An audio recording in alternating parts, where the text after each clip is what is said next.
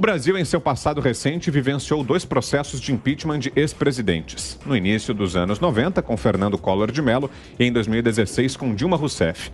No entanto, nos últimos dias, o assunto é sobre a possibilidade de um processo de impeachment contra ministros do Supremo Tribunal Federal. Hoje, o Senado tem vários pedidos de impeachment contra ministros do STF. Somente o ministro Alexandre de Moraes conta com 6 deles. A Lei número 1079, de 1950, que define os crimes de responsabilidade e seu julgamento, coloca a hipótese de ministros do STF passarem por tal situação. Por base, um ministro do STF é um juiz, como qualquer outro na esfera judiciária. A diferença está nas atribuições que possuem e como chegam à Suprema Corte, que não requer concurso, mas sim indicação do presidente da República. O artigo 39 da Lei 1079 estabelece como crimes de responsabilidade dos ministros do STF alterar, por qualquer forma, exceto por via de recurso, a decisão ou voto já proferido em sessão do tribunal, proferir julgamento quando por lei seja suspeito na causa, exercer atividade político-partidária, ser patentemente desidioso, ou seja, negligente no cumprimento dos deveres do cargo, ou proceder de modo incompatível com a honra, dignidade e decoro de suas funções. Já o presidente do Supremo também responde sobre crimes contra a lei orçamentária, como explica o artigo 10 da Lei 1079. Isso porque o presidente da Corte, além de atuar como juiz, também administra os recursos do tribunal e o seu orçamento. O procedimento, então, passa pela denúncia, acusação e defesa e sentença. A diferença do impeachment do presidente da República está que, nesse caso, tudo começa na Câmara, enquanto a denúncia contra ministros do STF é feita no Senado. O presidente do Senado decide pelo recebimento e seguimento da denúncia após ouvir o parecer dos advogados da Casa. A questão pode demorar, afinal, não há prazo para a apreciação das denúncias. Se houver seguimento, uma comissão especial é instalada para discutir o parecer sobre a denúncia em 10 dias. Se o parecer for aprovado por maioria simples, o denunciado tem 10 dias para se defender. Depois disso, o Senado dará um parecer também dentro de 10 dias sobre a procedência ou improcedência da acusação. Se houver a admissão do parecer, o denunciado pode ficar suspenso de suas atividades até sentença final, ficar sujeito à acusação criminal e perder, até sentença final, 1/3 do salário. Na fase seguinte, começam os debates entre a acusação e a defesa. No dia do julgamento, a sessão é aberta e devem responder sim ou não à pergunta: cometeu o acusado o crime que lhe é imputado e deve ser condenado à perda do seu cargo? O acusado é condenado por 2/3 dos votos para sim e ainda pode ser inabilitado para qualquer função pública por 5 anos. E aí, Zé, será que está chegando o momento em que a gente vai assistir a um processo como esse aqui no Brasil? Está se aproximando. A primeira pergunta respondida aí por você é a seguinte: pode-se fazer um impeachment de um ministro do Supremo Tribunal Federal? A resposta é sim. Quando o Constituinte se reuniu lá em 86, 87, para definir a Constituição promulgada em 88, jamais ele poderia imaginar que uma excelência togada do Supremo, indicada pelo presidente da República e aprovada pelo Senado Federal, poderia cometer irregularidades e poderia chegar a esse ponto, né? Ou simples desconfiança. E mais, de que um ministro do Supremo, de forma unilateral, de forma monocrática, questionasse um presidente da República na nomeação de ministros e secretários, diretor da Polícia Federal, ou o presidente do Congresso Nacional, ao determinar que se faça isso ou não faça, ou faça aquilo, né?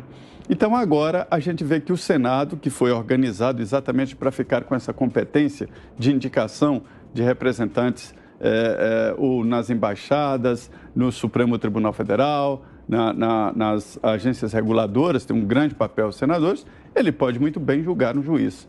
O que acontece até hoje? Os presidentes do Senado não despacham. A autoridade máxima do Senado Federal não é o presidente, ele é um organizador, um gerenciador de tarefas e de organizar as reuniões. A autoridade máxima é o plenário do Senado Federal. Assim que despachar o presidente do Senado, pode um senador ou um partido político recorrer ao plenário, porque é a maioria. Se o presidente disser sim ou disser não, de qualquer maneira, haverá uma apelação ao plenário do Senado Federal. É isso que tem que fazer o presidente, a não ser requerimentos esdrúxulos por inépcia, que ele arquiva lá sem colocar em votação e sem levar ao plenário, por se tratar de pessoas não identificadas, enfim. Mas a obrigação é esta, colocar no plenário do Senado Federal. E o que eu digo aos senhores senadores é o seguinte: isso valoriza o Senado Federal, valoriza o senador, que inclusive é mais procurado e mais respeitado pelos ministros do Supremo a partir do momento que analisar um pedido de impeachment de um ministro do Supremo. Pois é, né, Ana? E o grande entrave é que, como o Zé muito bem explicou agora, não é um processo só jurídico, né? Em grande parte, um processo político, né? E esse é o grande entrave, né, Ana? É um processo político complicado, no sentido de que nós também ainda estamos adquirindo essa maturidade política, né? Ao longo dos últimos anos aí, que a gente vê que o brasileiro vem querendo entender de uma maneira mais profunda todas as esferas das nossas instituições, né? Cada linha da nossa complexa Constituição. A gente viu recentemente uma coisa até então inédita e que a gente nunca imaginou: o povo sair às ruas gritando aí o nome de um ministro da Economia e pedindo uma reforma fiscal, exatamente para tirar o Brasil aí da UTI fiscal e dar um fôlego maior, pedindo uma reforma nada popular, né? A reforma da Previdência. Aqui nos Estados Unidos, Vitor, alguns juízes federais, eles já passaram por o processo de impeachment ao longo da história americana, e ministros da Suprema Corte americana, apenas um ministro ali no final dos anos 60, um ministro que foi apontado pelo então presidente Lyndon Johnson, ele passaria por um processo de impeachment, acabou renunciando porque ele foi provado que ele tinha ligações com uma família que estava sob investigações por falsidade ideológica e também por lavagem de dinheiro e recursos fiscais. Já pensou se essa moda pega no Brasil, Vitor? Juízes com relacionamentos aí, no mínimo, nada republicanos, com famílias endinheiradas e investigadas? Diga, Fiuza. Esse momento tem que chegar, porque se o Brasil quer continuar se considerando uma democracia, uma instituição não pode pairar de forma absoluta ou até absolutista no exercício das suas funções. Então, o Supremo Tribunal Federal, eu acho que a instituição não é formada para isso, né? Não é um poder moderador, um poder absolutista, né? É um poder que faz parte de um equilíbrio, e o que nós estamos vendo, né? Isso passou a acontecer mais na história recente, é que a Suprema Corte tem alguns atos, ou vários, que são altamente controversos e muitos deles até repudiados por juristas renomados. Não seríamos nós aqui, não seria eu, sem nenhuma autoridade para falar sobre isso, né? Quer dizer, nós ouvimos os juristas, aqueles que têm todas as credenciais para avaliar, e eles dizem, não é unânime, mas muitos deles trazem, né, situações em que o STF, integrantes do STF, na sua atual composição, exorbitou das suas funções. E isso precisa ter uma revisão se você acredita que está numa democracia. Senão começa a valer realmente a vontade de cada ministro do STF, e aí isso não seria democrático, né? Eu digo que até pouco tempo atrás falávamos disso, porque você vai, né, procurando, né, onde é que está a regulação, né, onde é que está aí digamos, o tempero do bom funcionamento do STF, no caso, está no Senado, né? E nós falávamos, mas a questão do impeachment, e aí parece que a gente falava de uma aberração, né, de algo que não existe na lei, porque a cultura não trazia isso, né? A cultura não, esse instrumento não tem sido usado, não tem sido exercido. E o que eu quero dizer é que não há mal nenhum no Senado Federal em exercer essa função, ao contrário, ele tem a obrigação de exercer. Mesmo que seja, por exemplo, a pauta agora está, né, o pedido que tem um apelo maior e que foi entregue é do impeachment do ministro Alexandre de Moraes. Eu acho que nem deveria ser, a proposição nem deveria ser essa. A proposição deveria ser o Senado examinar atos que o próprio Senado, a partir do subsídio de autoridades no assunto, está considerando incorretos. Ele vai examinar. E, nesse caso, por exemplo, do pedido apresentado, ele pode ser recusado, não tem problema nenhum.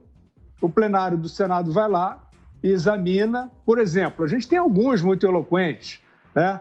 Censura de plataformas de rede social, inclusive fora das fronteiras do país, né? Isso aconteceu dentro de um inquérito que também, por sua vez, é muito controverso e criticado até por um integrante do STF. Então, são medidas que, se o Brasil quer ser uma democracia, no mínimo precisam estar passíveis de revisão. Senão, de fato, o poder passa a ser um poder absoluto.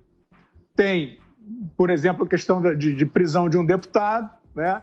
E aí essa prisão foi sustentada na retórica. Usou-se a Lei de Segurança Nacional para pegar um discurso que é, de fato, um discurso desclassificado por si, né? Altamente beligerante, cheio de maledicências, e pegaram o conteúdo para sustentar a falta do direito do parlamentar de se expressar dessa maneira, aí contrariando o direito que todo parlamentar tem, a livre expressão tendo que ser revisto pela própria Câmara.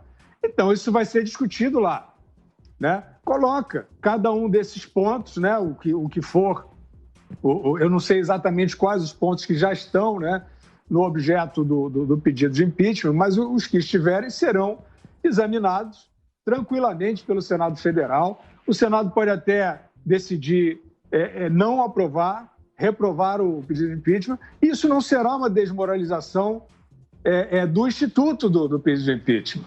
Ao contrário, isso vai desemperrar esse mecanismo que, por uma questão cultural, aí, não foi acionado. E, se for o caso, se houver motivo, e aparentemente há para todos nós, aparentemente para os especialistas também, outros pedidos virão com análises serenas, sóbrias, por parte do Senado, e a democracia brasileira vai ganhar com isso.